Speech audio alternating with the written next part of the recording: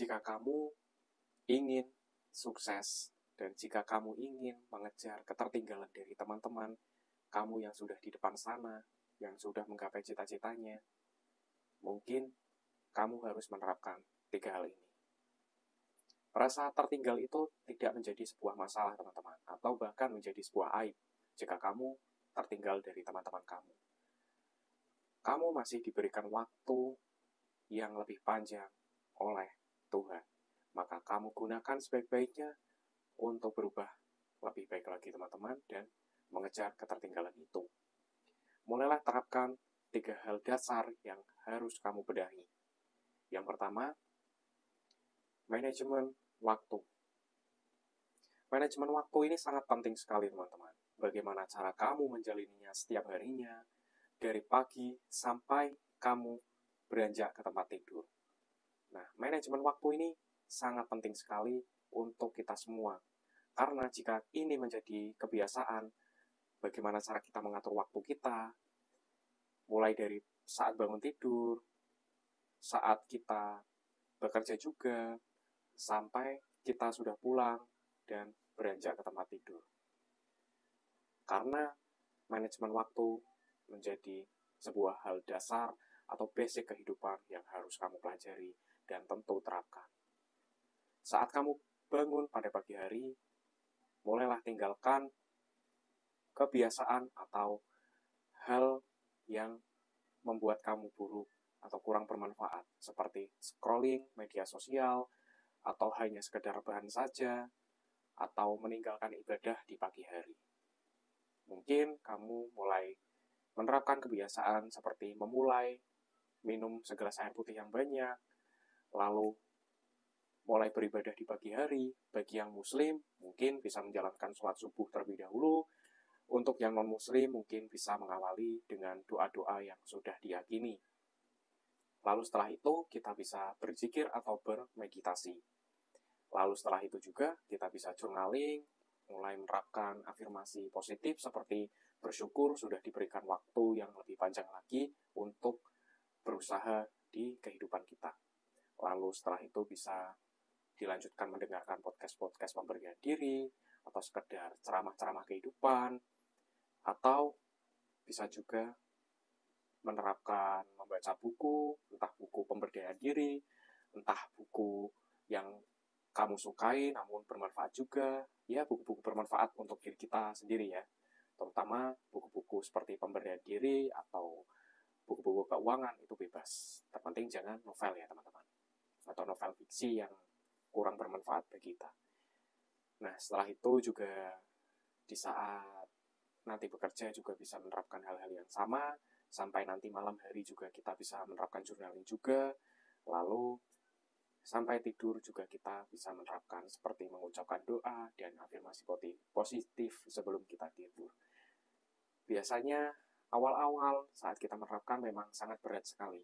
Bahkan kita terkadang merasa malas untuk melaksanakannya. Namun berjalan seiringnya waktu, kalau tidak 1 minggu ya 14 harian ya teman-teman nanti sudah mulai terbiasa, dan 1 bulan saja saya jamin kamu akan berubah ke arah yang lebih baik. Tentunya lebih positif, lebih berkarakter, juga hidupmu akan jauh lebih bahagia teman-teman, jika kamu bisa memanajemen waktu. Yang kedua, manajemen keuangan. Kenapa saya sebut 3 hal dasar, dan di nomor 2 ini ada manajemen keuangan? Karena manajemen keuangan ini sangat penting sekali untuk kehidupan yang berkelanjutan. Jika kamu bercita-cita ingin financial freedom atau bebas keuangan, namun kamu tidak bisa menerapkan financial planning yang bagus, saya jamin 5 tahun ke depan kamu akan menjadi orang yang gagal. Bisa jadi menjadi sebuah kegagalan yang sulit sekali diubah teman-teman. Karena mulai dari sekarang, kenapa saya mengajarkan untuk financial planning itu menjadi sebuah hal dasar yang harus kamu ubah dan harus kamu terapkan mulai dari sekarang? Karena financial planning ini menentukan 5 tahun ke depan. 5 tahun kamu ingin menjadi apa? 5 tahun ingin menjadi seorang yang sukses, itu ditentukan dari financial planningmu dari sekarang. Banyak sekali hal-hal yang menyebabkan kita gagal financial planning. atau mengatur keuangan yang lebih bagus. Seperti tindakan konsumtif, nongkrong setiap hari, menghabiskan budgeting kita untuk hal-hal yang kurang berguna. Nah, di awal bulan juga banyak sekali yang tidak menerapkan bagaimana posisi plot-plot keuangan kita ini akan diarahkan kemana. Bisa jadi nanti di akhir bulan atau di pertengahan bulan kamu sudah nombok. Nah, hal-hal yang seperti itu tuh bisa kita minimalisir dengan cara menerapkan keuangan yang bagus. Saat kamu gajian, kamu bisa langsung atur bagaimana plot-plot uang yang kamu miliki, bisa kamu buat mencicil apa yang kamu utang atau yang kamu miliki cicilan, itu kamu prioritaskan di pertama ya teman-teman.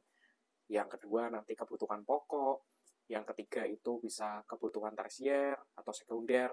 Sekunder dulu baru tersier. Jika tersier itu tidak terlalu penting seperti hiburan dan lain-lain, itu maka sekunder itu seperti listrik atau biaya perawatan kendaraan atau biaya-biaya yang tentunya nomor 2 di bawah kebutuhan pokok ya teman-teman. Kenapa utang atau cicilan itu saya terapkan di pertama? Karena jika tidak di pertama, nanti uang kamu sudah habis duluan, utang yang kamu harus bayarkan malah gagal. Nah, itu menjadi sebuah konsekuensi yang sangat membuat keuanganmu nanti hancur di kemudian hari. Maka lunasi dulu utang-utangmu. Kalau utang itu cicilan jangka panjang ya cicil sesuai tepat waktu. Nanti kebutuhan pokok juga harus diplotkan di nomor pertama. Setelah semuanya nanti terplotkan dengan bagus, ya memang untuk awal-awal itu sangat susah untuk menerapkannya. Namun di perjalanan yang selanjutnya pasti akan lebih mudah. Maka dari itu jika ada uang keluar juga harus kamu catat ya teman-teman. Entah membuat catatan kecil di handphone, atau kamu sudah memiliki template juga, itu gunakan saja, tidak masalah. Nah, saran saya seperti itu.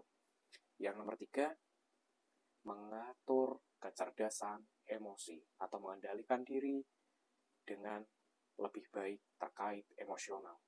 Banyak sekali orang yang gagal mengatur emosinya, yang menyebabkan dirinya sangat rugi.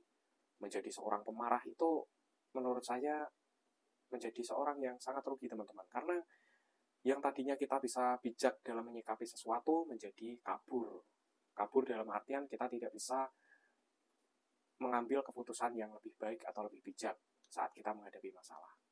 Nah, saran saya 3 hal dasar itu terapkan lebih baik. Dan pelajari yang sedemikian rupa agar hidup kamu berubah mulai dari sekarang. Nah, itu saja. Di video selanjutnya nanti akan saya bahas mengenai pemberdayaan diri yang lain. 3 hal dasar tersebut harus kamu terapkan ya teman-teman. Terima kasih sudah menonton. Wassalamualaikum warahmatullahi wabarakatuh.